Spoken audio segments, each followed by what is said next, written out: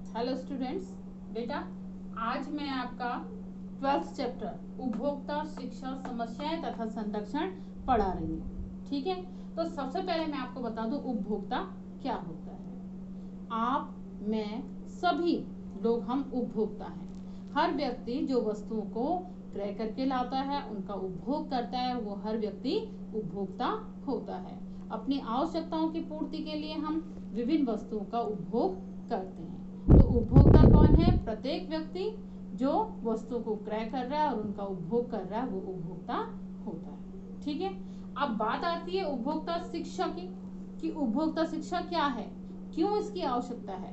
तो आजकल क्या है, आजकल का जमाना ऐसा है कि प्रतिस्पर्धा ज्यादा है। हर कोई कम समय में अधिक से अधिक लाभ कमाना चाहता है। तो इसके कारण क्या होता है, जो विक्रेता वर्ग है, एक होता है उपभोक्ता, एक होता है विक्रेता। जो विक्रेता वर्ग है या जो उत्पादक वर्ग है, वो क्या करता है, वस्तुओं में बहुत सारी मिलावट करता है, मिलावट कर लेता है, या कई प्रकार के अनुचित उपयोग वो करता है, जिसके कारण उपभोक्ता को नुकसान होता है।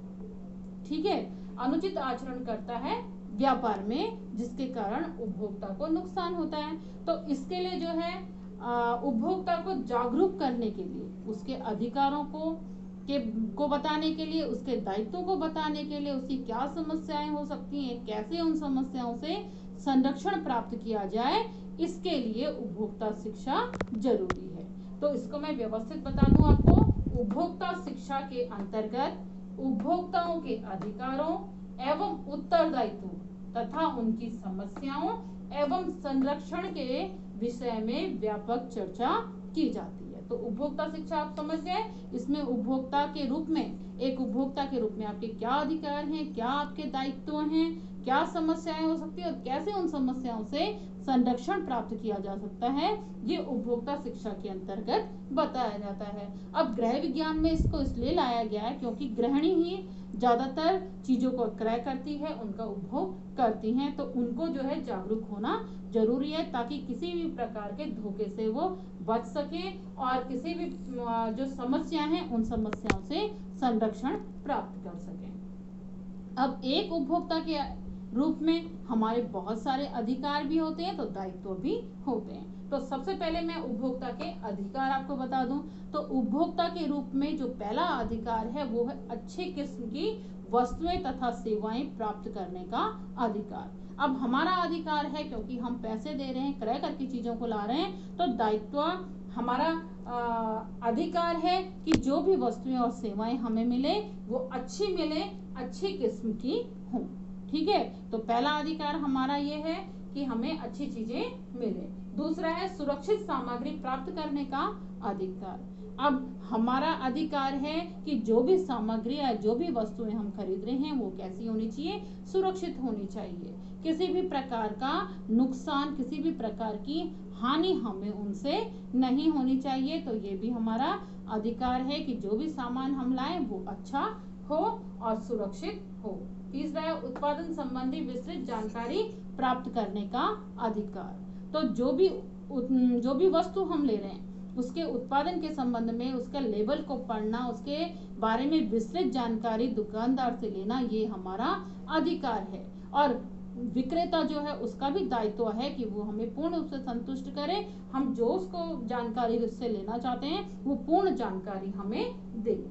फिर है चौथा इसमें प्रतिस्पर्धात्मक मूल्यों की तथा गुणवत्ता वाली वस्तुओं की चुनाव का अधिकार। अब आप मार्केट में देखो कितनी सारी प्रतिस्पर्धा है। आप अगर साबुन लेने जाते हो, तो नहाने के साबुन की इतनी सारी वैरायटी है। ठीक है, इतने सारे गुणों वाले, इतने सारे मूल्यों में अंतर उनमें होता है। तो हमारा अधिकार है कि हम क्या करें, जो बहुत सारी चीजें हैं, जो प्रतिस्पर्धात्मक चीजें मार्केट में हैं, उनमें से हम जो अच्छी गुणवत्ता वाली चीज हो और मूल्यों में जिसमें कम भी हो और अच्छी भी हो, ऐसी चीज को लेने का अधिकार हमारा है। फिर है किसी भी शिकायत पर सुनवाई करवाने का अधिकार। अगर कोई वस्तु हमने खरीदी है उसके उपभोग से किसी भी प्रकार से अगर हमें हानि होती है, हम उससे संतुष्ट नहीं होते हैं, तो उस पर शिकायत करने और शिकायत पे सुनवाई करने का अधिकार हमारा है।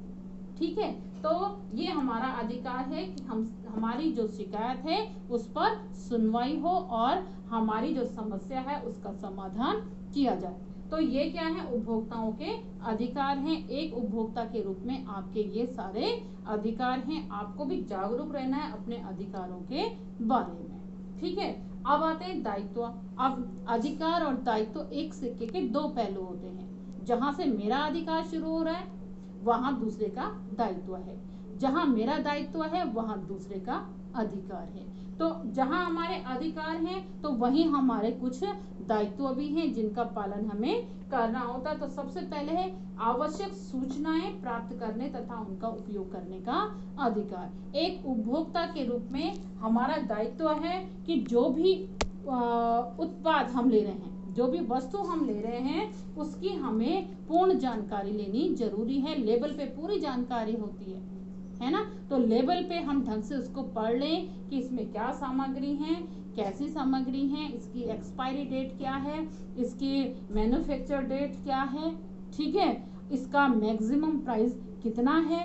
ये सारी सूचनाएं प्राप्त करने का हमारा दायित्व है और उसके अनुसार ही हम चीज का उपयोग करें। ठीक है, फिर आता है जागरूकता। एक उपभोक्ता के रूप में हमें जागरूक होना भी आवश्यक है। तो जागरूक होना इसलिए आवश्यक है ताकि कोई हमें धोखा न दे सके, किसी भी प्रकार से हमें मूर्ख न बना सके। तीसरा इसमें आता है उत्तम वस्तुओं के चुनाव का दायित्व। अब ये हमारा दायित्व है कि हम खुद ही अच्छी चीज लें। ठीक है, क्योंकि उसमें सारे लेबल में सारी चीजें दी हुई हैं, सारी चीजें प्रचार माध्यम से भी हम देखते हैं, है ना। तो ये हमारा दायित्व है कि हम क्या करें, उत्तम किस्म की जो वस्तुएं हैं उनका ही चुनाव करें। हम सोचे समझे फिर हम चीजों को खरीदें। ठीक है, तो ये है उत्तम वस्तुओं का चुनाव का दायित्व। फिर आता है उपभोक्ताओं में पारस्परिक सक्रिय सहयोग होना आवश्यक है। तो ये भी हमारा दायित्व है कि जितने भी उपभोक्ता हैं सब आपस में एक दूसरे का सहयोग करें। जैसे आप देखिए कि क्या होता है, मार्केट में आप जाओ तो पूरा व्यापार संघ है, उनका पूरा संघ बना हुआ है। अगर किसी व्यापारी के साथ कोई अगर जरा सा भी कोई घटना घटती है तो सारे एकजुट हो जाते हैं। तो इसी तरीके से हमें भी क्या है, उपभोक्ता संघ हमें बनाना है। जितने भी उपभोक्ता हैं आपस में एक दूसरे का पारस्परिक सहयोग करना चाहिए। ज्यादातर क्या होता है, हम ये कहते हैं कि अरे इसका मामला है, हमें इसमें दखल देने की क्या आवश्यकता है। हम क्या करते हैं कि दूसरे ने कहा कि यहाँ पर जो है अच्छा सामान नहीं है या कुछ भी अगर शिकायत होती है तो हम दुकान बदल देते हैं या हम अपना मामला न समझकर हम बिल्कुल चुप रहते हैं। तो उपभोक्ताओं में पारस्परिक सक्रिय सहयोग होना बहुत जरूरी है। वस्तुओं के सुरक्षित उपयोग का दायित्व। फिर ये भी हमारा दायित्व है कि जो वस्तुएं हैं उनका हम सुरक्षित उपयोग करें। ठीक है, जो उसमें उसका जो मेन्यू होता है उसमें आप ठीक से देखिए, मैनुअल बुक साथ में हर प्रोडक्ट के मिलती है, हम उसको अच्छे से पढ़ें और उसके बाद ही हम चीजों का उपयोग करें। अगर हम उनका ठीक से उपयोग नहीं करते, सुरक्षित उपयोग अगर नहीं करते हैं तो वो खराब हो सकती हैं। तो वो दायित्व हमारा है कि हम चीजों का सही उपयोग करें। जैसे आप मिक्सी में आप देखिए, मिक्सी में हम क्या करते हैं, काम करते हैं, कोई चीज पीस रहे हैं तो उसमें एक निशान बना हुआ होता है। अब अगर हम क्या करेंगे, उसको ज्यादा ऊपर तक पूरा भर के और फिर उसमें काम करेंगे तो मिक्सी पे ओवरलोड पड़ेगा, वो खराब होगी। तो वो हमारा दायित्व है, वो कंपनी का कोई दायित्व नहीं है उसमें। ठीक है, या वॉशिंग मशीन है उसमें भी लोड होता है।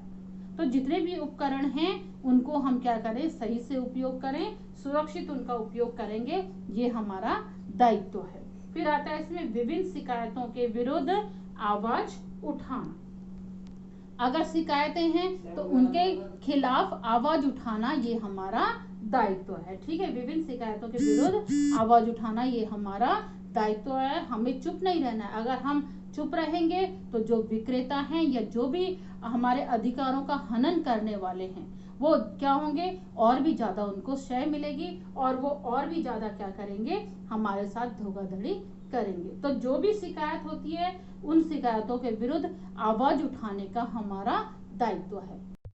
ईमानदार उत्पादकों को सहयोग प्राप्त करना। अब ये भी हमारा दायित्व है कि जो ईमानदार हैं, ईमानदार विक्रेता या उत्पादक जो हैं उनका हमें सहयोग करना है, ठीक है, ताकि उन्हें लगे कि हाँ हमारी ईमानदार होने का जो है फायदा है और वो अपनी ईमानदारी से कार्य करें। तो ये जरूरी है कि जो ईमानदार उत्पादक हैं उनका हम सहयोग करें, ये हमारा दायित्व है। फिर है उपभोक्ता संगठनों को स्थापित करना। जो उपभोक्ता हैं उनके संगठनों को स्थापित किया जाना चाहिए ताकि उनके हितों की रक्षा की जा सके, ठीक है। फिर आता है उपभोक्ता सहकारी भंडारों को स्थापित करना। उपभोक्ता सहकारी भंडारों को स्थापित करेंगे तो उसमें क्या होगा, जितने कम बिचौलिए होंगे उतना क्या है हमें चीज अच्छी मिलेगी और इसके साथ साथ किफायती दामों में मिलेगी। तो उपभोक्ता सहकारी भंडार में क्या होता है, वो डायरेक्ट जहाँ चीज पैदा होती है वहां जाते हैं, वहां से सामान लेके आते हैं और सहकारी भंडारों में ये चीजें हमें दी जाती है। तो इससे इसकी लागत भी कम होती है। क्यों?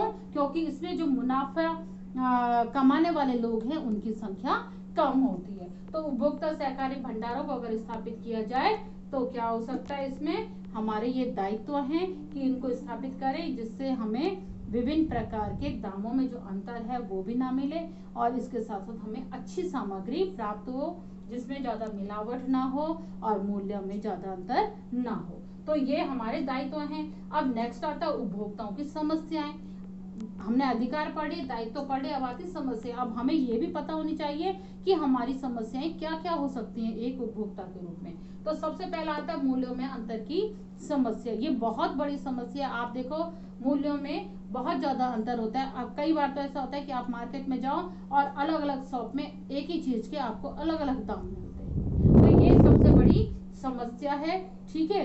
तो मूल्यों में अंतर की समस्या हमें देखना है कि कहाँ पर कौन जो है हमें किफायती दाम में देता है। कोई तो क्या होता है जो हमारी एमआरपी होती है उससे भी कम देते हैं, कई लोग एमआरपी से ज्यादा भी देते हैं। तो उस चीज के लिए हमें सजग रहना है कि एमआरपी से ज्यादा कोई हमसे ना ले। फिर है निम्न गुणवत्ता की समस्या।